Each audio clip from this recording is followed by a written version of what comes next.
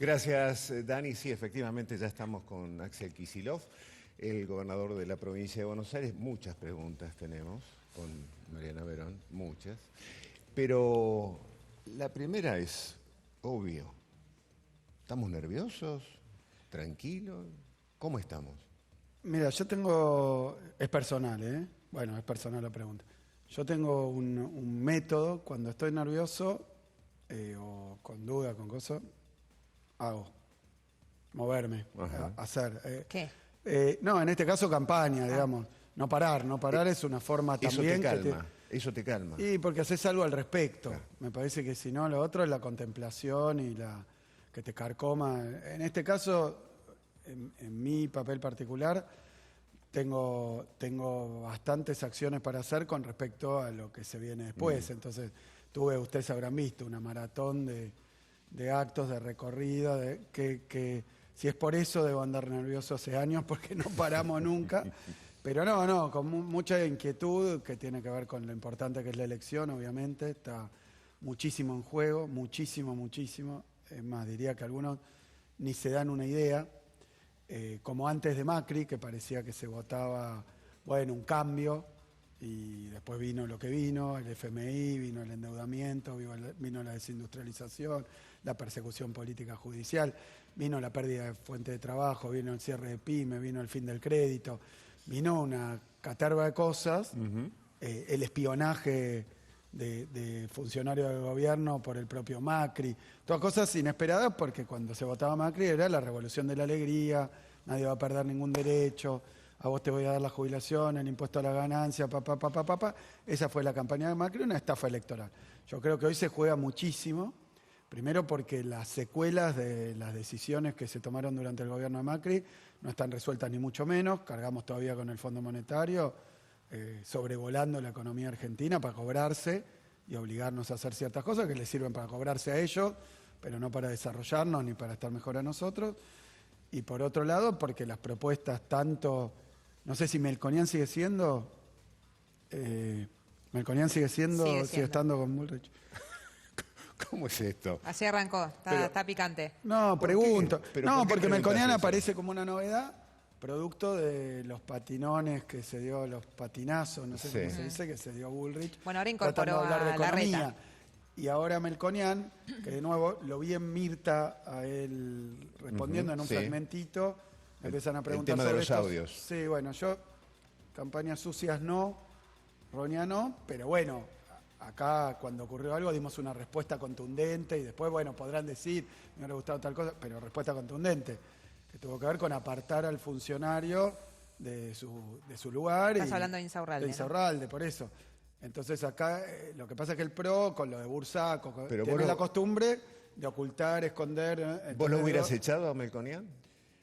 No sé, por lo menos que te diga, en mi caso con lo de Insaurralde le pregunté, che, ¿es verdad o es mentira esta foto? Me dice, no es de ahora, pero sí, esa foto, entonces bueno, listo, ya se acabó en mi gobierno, después todo lo que siga.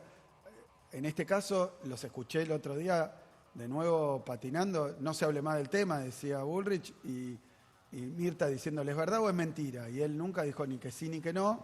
Tuvo que decir defendete más.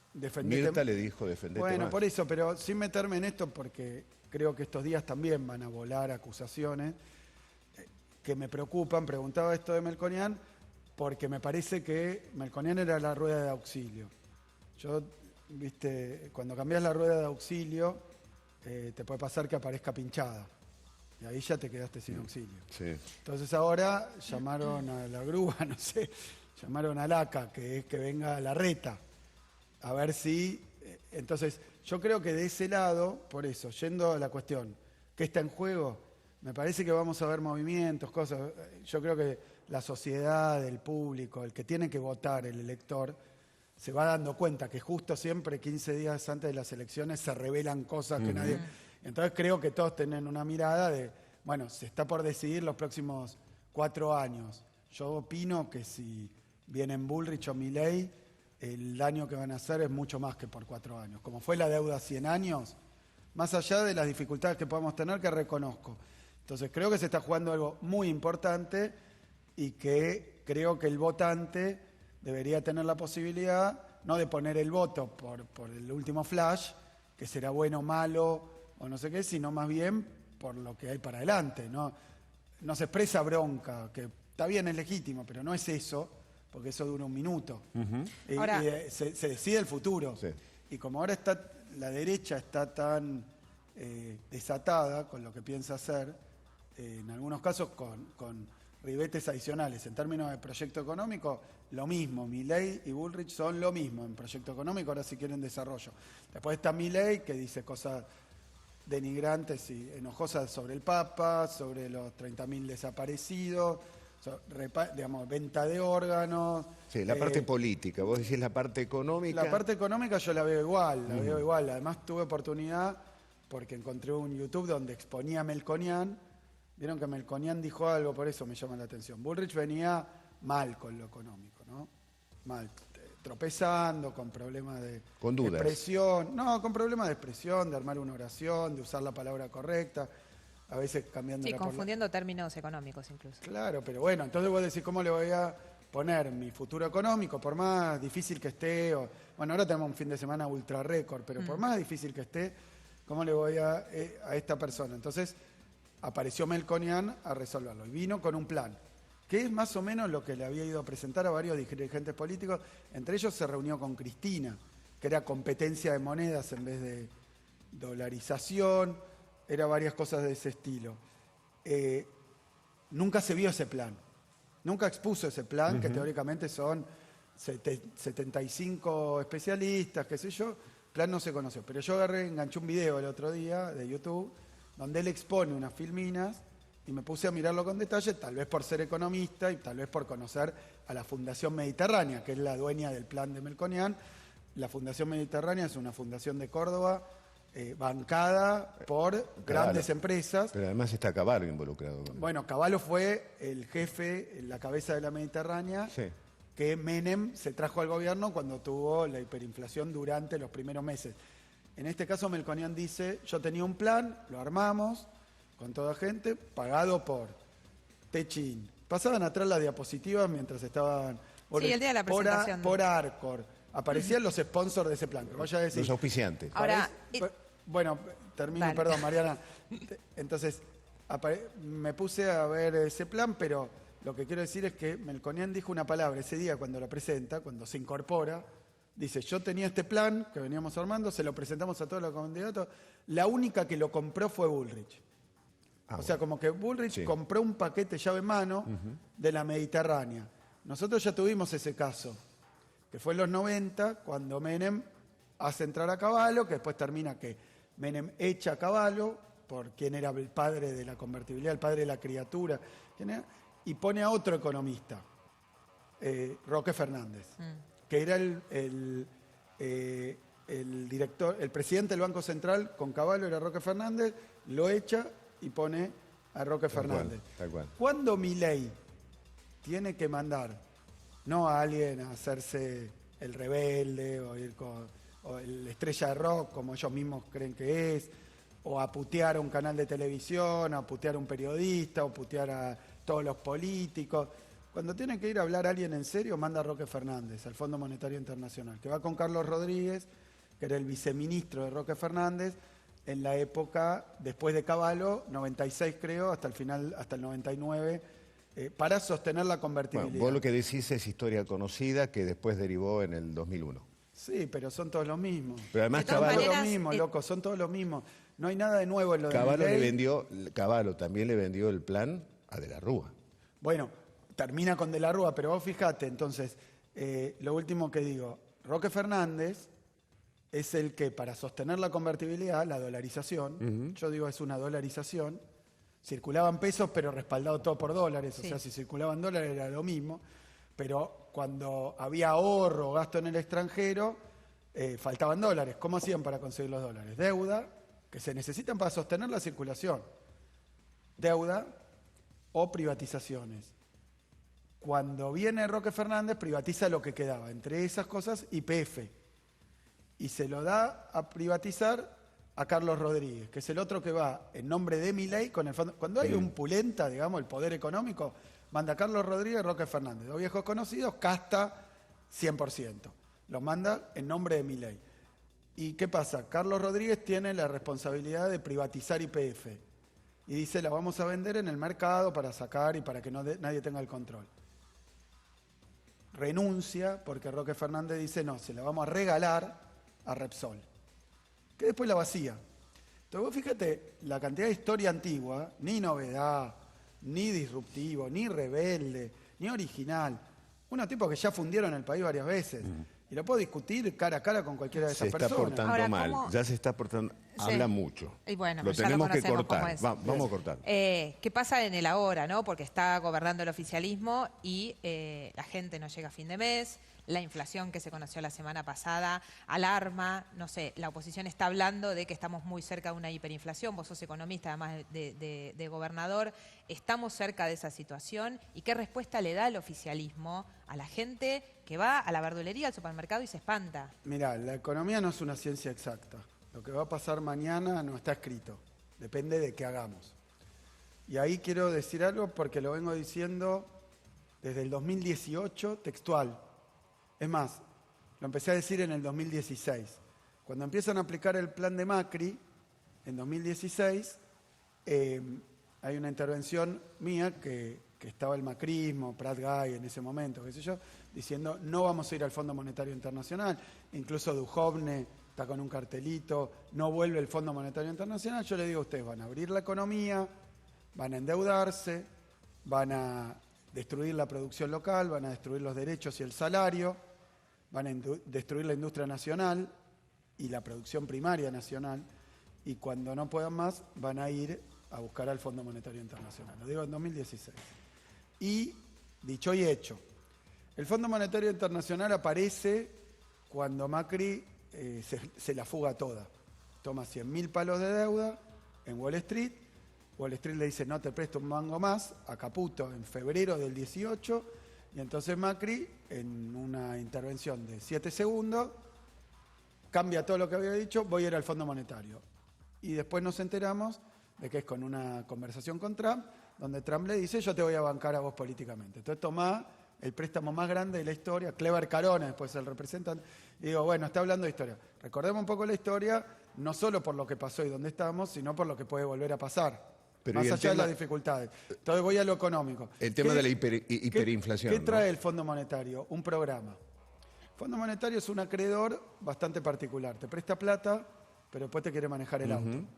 Es como si vos te compras un autocrédito, pero el banco te pone al chofer del auto.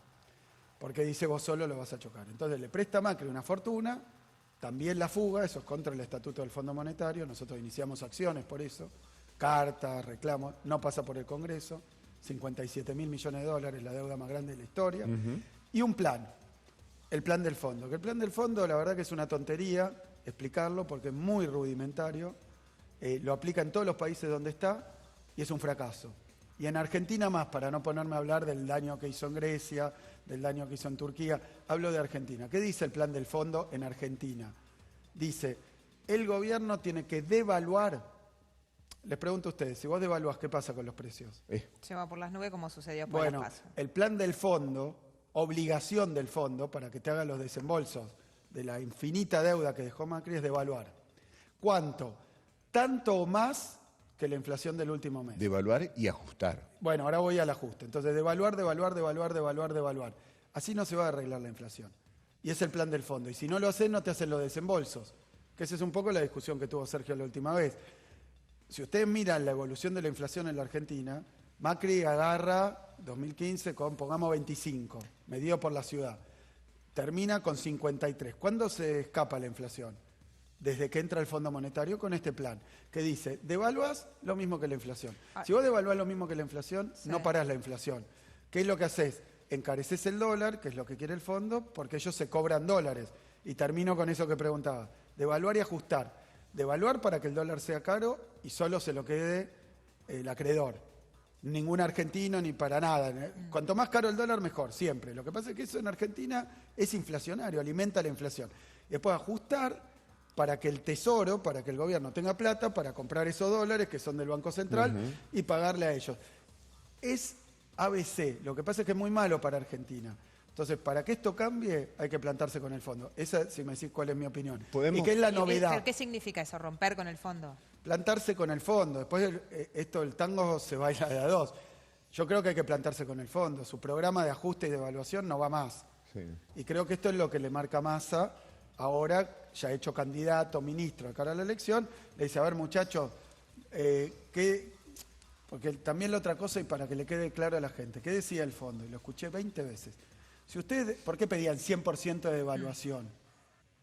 ¿Por qué pedían 100% de evaluación? Porque la brecha entre el oficial y el paralelo era 100%. Y lo que plantea el fondo es, para cerrar la brecha, devaluás el oficial paralelo. Y entonces cerrás la brecha. ¿Cuál es la posición de cualquiera que conozca la economía argentina, desde un almacenero, un kiosquero, un abogado, un escribano? Que si vos devaluás 100% el oficial, el paralelo se te devalúa otro 100%. Entonces no cerrás la brecha. A ver, el Fondo Monetario tienen que renunciar varios funcionarios por las pavadas que dijeron, porque pidieron una devaluación del 100. Ante esa devaluación del 100, Massa les dijo no. Entonces le dijeron, entonces no te damos la plata que está comprometida. No se la dieron. Esto ya lo habían hecho 2 veces en Argentina, en el 89, y volcaron al gobierno de Alfonsín, en 2001, y volcaron al gobierno de Larva. Lo que estoy diciendo son cosas muy serias, pero son verdad. Axel. Son verdad, y de estas cosas hay que hablar en una elección, porque si no vas a votar a estos que son, que te dice, uno dice, voy a aplicar el plan del fondo, y otro dice, el fondo es un, como le dijo, Se queda corto, un gatito ¿no? Sí. mimoso. Sí, sí. Yo voy a aplicarle la verdadera política, que es más que lo que el fondo pide, más ajuste, más devaluación. Ya Milei el otro día dijo, cuanto más devaluás mejor. O sea que estamos en esa situación. Axel, 2 preguntas, ya que estamos en la provincia de Buenos Aires, hablemos de vos, ¿no es cierto? Correcto. Danos una deuda que tenés con los bonaerenses, algo que no hiciste por ellos. Esta es la primera pregunta. Y pegadito a eso, ¿qué le puede pasar al bonaerense si se dolariza la economía? Bueno, primero deudas. Tengo una ventaja. Cuando fui candidato a gobernador en 2019, busquen todo el archivo, nunca prometí nada. No prometí, voy a hacer este puente, voy a hacer esta autopista, voy a abrir una escuela acá. Había mucha insatisfacción, porque lo de Vidal fue un fiasco absoluto. Yo decía tierra arrasada, bueno, cerró 33 escuelas, nunca nadie. Vos podés no abrir muchas, ella abrió pocas, 65, pero cerró 33, porque decía que eran muy caras porque tenían pocos pibes. ¿Qué pasa con esos pibes? Escuela rural, si no tienen escuela, la familia se va a terminar yendo, despoblar la provincia, todo al revés. Pero lo hizo por materia presupuestaria. Yo no prometí ni una escuela. Inauguramos 201, el triple que Vidal, habiendo tenido casi 2 años de pandemia donde construir el particular, el Estado, cualquiera, el privado, nadie podía construir. O sea que en 2 años, más o menos, tomando todo el periodo, son una escuela cada 6 días. Si sacamos la pandemia, es una tasa que nunca pasó. Después, ¿Es nueva escuela o refacción de escuela? No, nueva escuela. Nuevo edificio escolar, 201. Refacción 6.100. Todas tabuladas, todas a disposición. Abrir escuelas que estaban muy mal, porque cuando yo asumí hay que acordarse que lo último que había pasado en las escuelas es Sandra y Rubén. Explotó una escuela porque no le hacían el mantenimiento de gas. Entonces, lo primero que hice es lanzar escuelas a la obra, arreglar todas las escuelas para que no sea peligroso. Pero eso es lo que hiciste. ¿Qué te falta hacer? Bueno, me faltan muchas escuelas más. Abrí 201, 400 reinauguré, 850 aulas, me faltan muchas escuelas más. Nosotros tenemos un plan quinquenal y además es dinámico, porque, por ejemplo, hay municipios que están creciendo muy fuerte en la provincia de Buenos Aires y que cuanto más hagamos nosotros de obra, ahora inauguramos la autopista Presidente Perón. Algo que se prometía hace 30 años, 40 años. Inauguramos un tramo de la Presidente Perón. Repavimentamos todas las 6. Estamos haciendo de nuevo el camino de cintura. ¿Qué va a pasar en la Presidente Perón? Va a haber gente a vivir.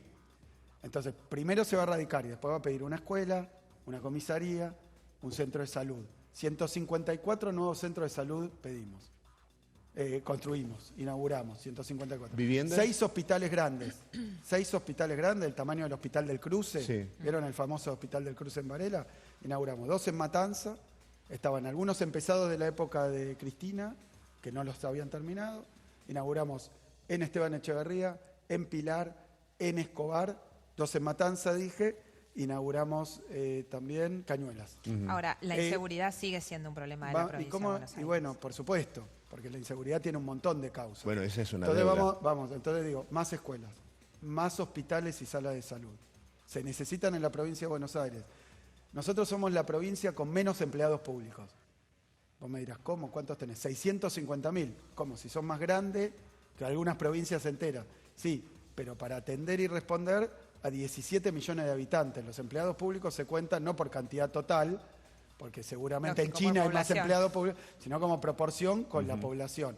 Nosotros somos o la primera o la segunda, depende del momento, provincia con menos empleados públicos cada 100.000 habitantes. O sea que no necesitamos menos maestras, menos escuelas, menos hospitales, menos rutas, necesitamos más. Por eso la motosierra esa que la usen para lo que es, no para la dinamita. Pero y bueno, y seguridad, vamos a seguridad. Ese es el tema. ¿Me dan ¿no? 2 segundos o...? Te damos, Porque es te largo, damos. es un tema complejo. un No, ratito. ¿Vos ratificás a Bernie como ministro en un Lo segundo que pasa mandato? es que es candidato A a senador, y entonces todavía no hablamos con él porque no hay resultado electoral. Claro. Después del resultado tendremos una charla con todos los ministros que son candidatos. ¿Pero estás conforme con su gestión? Sí, sí, muy. Y te digo, primero lo que encontramos, muy breve. ¿Cuántos patrulleros había activos en la provincia de Buenos Aires? 2.000. Muchos de ellos con más de 1 millón de kilómetros. Diría la mayoría. Chatarra para tirar. Porque Vidal, en el ajuste, ya desde el 18 paró todo, pero antes tampoco no es que tenía. ¿Cuántos compramos nosotros? 4.500 nuevos patrulleros, 0 kilómetros. O sea, reemplazamos todos los patrulleros. Sin patrulleros, vos decís, ¿hay problema de seguridad? Sí, pero sin patrulleros seguro es peor que con patrulleros. Policías. Vidal dejó caer 5.000 policías en la provincia de Buenos Aires, porque en el ajuste, o lo que sea, no renovaba los que se iban. Pero además la formación duraba 6 meses. Cuando tomaba policía, la formación 6 meses. Equipos, se protesta mucho por eso. El policía dice No, armas, ahora no. armas que no Ahora sirven. no, eso llegamos y había todas las armas probadas y con municiones, compramos millones de municiones, no había práctica de tiro en la policía de la provincia. O sea que encontramos armas que no funcionaban, pero no se probaban. Ahora hay prácticas periódicas de tiro, pregúntale a cualquier agente, pregúntale a cualquier agente. Hay prácticas de manejo para como ir recapacitando. Después 72.000 chalecos antibalas compramos, se compartían entre 2 o 3 agentes el mismo chaleco antibalas. O sea que en equipamiento, y después bueno, desde los handys, que es un problema porque son importados los handys, ahora estamos haciendo un aplicativo para teléfonos, para poder comprarles teléfonos que también sirvan para algunas funciones. ¿Y por qué pasa lo que pasa en la calle? Bueno, ahora te Axel? voy a estadística. Esto que voy a decir, hago un paréntesis, es feo de decir y complicado de decir, pero es lo que yo tengo que responder necesariamente. Hay una estadística que habla de la inseguridad que es incuestionable. Todas las demás se discuten. ¿Cuántos celulares se robaron? ¿Cuántas entraderas? Todo eso se discute. Lo único que no se puede discutir es homicidios. ¿Por qué no se puede discutir homicidios? Porque homicidios hay 3 agencias del Estado. Una es obviamente las morgues que son judiciales y además pasa en un hospital donde el médico tiene que dejar constancia. En segundo lugar tenés el hospital donde pasa el sistema de salud y en tercer lugar la policía. Y después que no la lleva el Ejecutivo, no llevo yo la estadística, la lleva el Poder Judicial, particularmente con Tegrán, el procurador de la provincia que puso Vidal, que no es de nuestra afinidad. Digamos, Homicidios bajaron entonces. No, homicidios es así, nunca bajaron tanto. Y lamento decirlo, pero son estadísticas con Tegrán. ¿Por qué digo lamento decirlo? Porque todos los es días hay verdad, un caso, ¿no? Pero ese caso, o al que le pasa, uno no le puede decir, che, bajaron las estadísticas. Cada homicidio es tremendo. Duele. Pero quiero decir esto. Cuando nosotros llegábamos, ahora repaso el número exacto. En 2019 Sí, yo creo que lo tengo igual. hubo 900, creo que 30 o 50 homicidios. Eso es 3 por día, para 17 millones de habitantes. Eso quiere decir que son más o menos 5/6 cada 100.000 habitantes, que es como se mide internacionalmente. Rosario tenía 26 y la provincia 5 o 6. Eso, con respecto, el último año terminado es el año pasado, bajó un 8%. Y con respecto a Vidal un 22%, 700, creo que 13 o por ahí. Ahora les digo exacto el número para no equivocar. O sea que pasamos de 3 homicidios por día, dolosos, quiere decir en ocasión de robo, o puede ser violencia doméstica también, pero que termina en homicidio con arma, que se llama homicidio doloso. Es la estadística que se compara en todo nivel en todas las provincias, en todas las ciudades y a nivel internacional la ONU. Ahora bajamos a 700 y poquito. Eso es 4 cada 100.000 habitantes. Es el número más bajo de la serie de 25 años y es una bajada del 25% con respecto a cuando estaba Vidal. Ahora digo, ¿nos conformamos? No. Vos comparás con otras ciudades, te decía, Rosario 20 y pico, Chicago, ciudades, bueno, de la región. Tenemos menos que Uruguay. Y en los municipios más calientes, digamos, que se toman, habrá 5 o por ahí. Es decir, que es grave, por supuesto, todo hecho de inseguridad. Es gravísimo un homicidio. 2 por día es mucho menos que 3 por día, pero cada uno, si se puede evitar, es gravísimo, por supuesto. Y obviamente que uno sigue trabajando, decía, patrulleros, armas, handys. Tenemos ahora el 911, cuando uno llama por primera vez en la historia, te geolocaliza en el momento... Pero ¿cuál va a ser la estrategia? Te entonces? digo, Ahora, ¿cuál es la en esa estrategia? estadística sí subió el robo de bienes, ¿no? Que coincido con vos, no es la Y estadística lo que más pasa es que nadie fidedigna te la porque- toma muy en serio, porque el robo de bienes a veces, incluso yo veía, No se denuncia. o no se denuncian, o la Este es el policía tema. lo registra O se porque sobredenuncia para la policía, para o la sea, todas las estadística demás policial. son discutibles, que por más o por menos. La única no discutible es homicidio, por eso a nivel internacional te comparan con homicidio, que se supone que es la punta de todo Bueno, el pero iceberg eso es una del deuda. delito. Eso es una deuda. ¿Cómo la vas a cambiar a esa Bien. deuda? Equipamiento, salario, cantidad de agentes. Equipamiento, ya dije, 4.500 móviles. Salario, ustedes saben que en la provincia de Buenos Aires, porque el gobierno anterior, bla, bla, bla, bla, bla, bla, era el que se ocupaba de la inseguridad. Le bajó 26% el salario a la policía de la provincia. Mirá, 2 recibos de sueldo de un ingresante, 26%. Le bajó a todos los laburantes, pero más a la gente. Entonces ganaba ya menos que la federal, menos que la de la ciudad, y se lo bajaron. Nosotros qué hicimos, equiparamos el sueldo de la policía de la provincia con el federal, porque está un federal y uno de la provincia haciendo lo mismo y uno gana menos. Entonces hay un reconocimiento salarial fundamental, porque también si vos lo tenés en condiciones, y con esto no estoy diciendo es un salario primer mundo, ni estoy diciendo, lo que estoy diciendo es, lo que nos dejó Vidal lo recuperamos, y arriba, porque en este caso hay una equiparación particular. Después, cantidad. Vidal dejó 5.000 menos, nosotros vamos a, en este periodo, tener 5.000 más. Eso es formar 10.000 policías. Pero ahora viene lo más importante, que tarda tiempo. Voy a mencionar 4 cosas, voy a tratar de ser breve. Formación de la policía.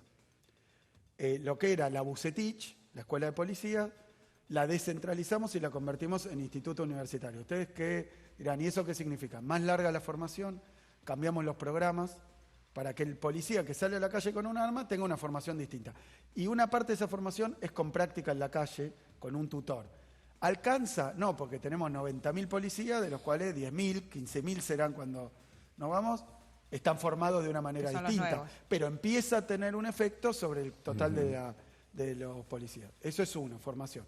En segundo lugar, organización de la policía. Había un lío cuando llegamos, capas geológicas de reformas y transformaciones de cómo funcionaba la policía. Por ejemplo, la policía local y la policía bonaerense.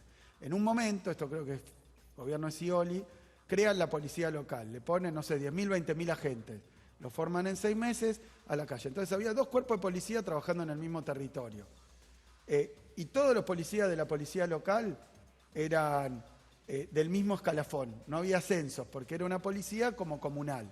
Entonces tenías una policía con ascensos, otra que no. Unificamos todo, después tenías policía de la mujer, otro cuerpo, comando de patrulla, otro cuerpo, policía científica, otro cuerpo. Lo que nosotros hicimos es en cada municipio, ahora más poder al intendente, menos poder al intendente. Bueno, una modificación que tiene que ver con más juego local, pero a la vez otra organización de la policía. Hay en cada municipio de la provincia de Buenos Aires 135 estaciones de policía con un jefe de estación, que tiene a cargo todo lo que opera en su territorio. ¿Y en qué cambia eso? Y bueno, que si vos tenés una policía que trabaja, como lo que le pasó a Bullrich, el desastre que tuvieron, un tiroteo entre la bonaerense y la federal en Avellaneda, Sí. porque hay descoordinación entre los cuerpos de la policía y entonces poco vínculo con el territorio. ¿Qué cambia el vínculo con el territorio? Que el mapa del delito hay que armarlo en un plan integral de seguridad con el intendente, que es el que está en territorio, el que sabe el club de barrio, el que tiene algo para la infancia, algo. Entonces, hay que integrar a la policía con eso. Después, 2 cosas más, y con esto termino. Una, creamos un cuerpo especial para la policía rural. Teníamos una sola policía y 100 de nuestros distritos, son 135 distritos, 100 son en entorno rural. Entonces creamos un cuerpo de policía rural, que está lo de los drones, que ya los presentamos, pero no quiero detenerme con eso, pero reequipamos todo con 4x4, no es el mismo patrullero para la rural, después una formación distinta, una escuela distinta para la policía rural. El delito rural es abigeato, que es eso, se roban animales. Sí. O intrusan un campo. Bueno, todo esto una formación. Y después lo último que digo para conurbano. Creamos un cuerpo especial que se llama FBA, que es Fuerza Barrial de Aproximación, que tiene reales existentes, la pueden ir a ver, las inauguré muchas yo, 16 bases en distrito del conurbano, 8.300 agentes, entrenados especialmente. ¿Qué hacen? Caminan los barrios más vulnerables, más picantes, más complicados. Caminan, Caminan no es que pasa el patrullero, caminan los barrios más vulnerables. Correcto. Tienen otro equipamiento, son otra fuerza distinta que coordina con la policía de... Y lo último que te digo, esta fuerza barrial de aproximación que está en los barrios de la provincia tiene unas motos nuevas que compramos, 850, que andan por los pasillos. El otro día abrí el de San Martín, estaba con Catopodis, ex intendente, hoy ministro nacional, y con Fernando, el intendente actual. Y me dicen, ¿ves el barrio de ahí? Creo que se llama Libertad, un barrio popular ahí. Me dice, hace 20 años no entra el Estado. Pero le digo, no entra la policía, no entra el Estado. No puedes poner una escuela, no puede. Y ahora la Fuerza Barrial de Aproximación camina el barrio. Axel. ¿Cuándo se van a notar esos resultados? Y tarda tiempo porque son modificaciones estructurales, con mucha inversión. Y segundo lugar, que voy a decir esto y lo digo porque es así. La cuestión de la inseguridad no es solo policial, es policial, pero no solo policial. La policía llega cuando ya cometieron el delito. Lo que hay que intentar es que el pibe que comete el delito no tenga... Prevención. Claro. Que vaya a la escuela. Montones de cosas. Claro. Montones de cosas. Entonces, no lo vamos a resolver aunque militaricemos toda la provincia. Entonces, yo lo que quiero decir es que abrir más escuelas tiene que ver. Lo de las cárceles tiene que ver. Nosotros, ustedes saben, acá en La Plata no queda un solo calabozo en una comisaría. Axel, para cerrar, pero muy cortito, te lo pido por favor. Bien. ¿Qué le puede pasar al bonaerense si se dolariza? La economía, por supuesto. No, la dolarización no tiene nada de nuevo, ni de original. No le pasaría nada, no cambiaría sí, nada. Espantoso, pero ya lo vivimos. Lo que digo primero con la originalidad. Milei tuvo esa cualidad. Inventar nombrecitos que parecen nuevos para recetas viejas, antiguas y fracasadas. Y muchas de ellas ya aplicadas. Bien. Pero lo llama voucher. ¿Qué es el voucher? Es arancel. Es pagar la primaria, la secundaria, la universidad, es pagar. Que al principio te dan un bono para que vos pagues. El otro día lo escuché diciéndolo así. En todas las escuelas vas a pagar. Y el Estado te va a dar un bono. Bueno, te va a dar un bono hasta que venga el ajuste y no habrá bono y tendrás que seguir pagando. Esto ya se aplicó en Chile, con la universidad acá, antes de que se hiciera gratuita. ¿Y qué terminan? Algunos yendo, otros ni pudiendo. ¿Quién puede pagarse? La primaria, la salud. Decía privatizar las calles de tierra para que te las pavimenten, cobrar peaje. Nada, es una locura, caballar, ya se hizo, es un fracaso y es viejo y horrible. Ahora, claro, él le pone un nombre que nadie entiende, todavía estamos hablando, los economistas de él no se ponen de acuerdo que es la dolarización. Entonces, primero dijo dolarización, cuando lo enganchamos con que la dolarización era un desastre, dijo, no, pero hay 5 proyectos de dolarización. Sí. Como que te diga, vos tenés un problema, yo te curo, tenés que tirarte este agua que yo le pongo un ungüento y entonces ahí vas. Entonces vos decís, con esto te vas a curar. Y después cuando empezás a ver, era lo mismo de siempre y te quemabas, no te curabas. Ahora digo, dolarización, convertibilidad.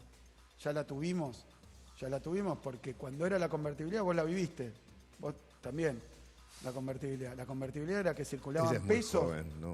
Tenías que decir que no. Vos no la viviste. No. Te la cuento. Entonces, circulaban pesos, pero había tantos dólares como pesos circulaban. Eso quiere decir... No, bueno, pero es angustiante, sí, pero porque hay que explicarle. No, porque tuvo una consecuencia grave que fue el quebró todo. ¿no? Pero Kicillof, íbamos a Miami. Pedíamos, era el 2x1. Sí, y pero fundimos. Vos fíjate, es cierto, porque eso que era la ventaja línea. era el desastre. Porque mientras algunos iban a Miami, empezó a subir el desempleo, que salió en 6 y terminó en 18. Con la crisis de la convertibilidad, en el 2001 se fue a 25.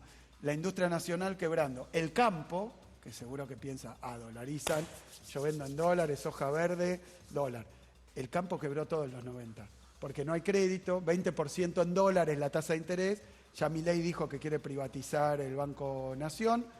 Todo el campo, digamos, cuando le subían los insumos y no el producto, tenía que ir a pedir crédito. Ese crédito era carísimo en dólares, se lo daba a la banca pública. Terminaron todos hipotecados, 12 millones de hectáreas. Le pido Nos disculpas. matan. Diga. Matan. No saben las cosas que me dice alguien que usted conoce, Pablo Escorofín, nuestro No, decirle a productor Pablo ejecutivo. Bueno, gracias, gobernador. Gracias. No, Muy gracias a amable. ustedes, muy amables. Seguimos, María.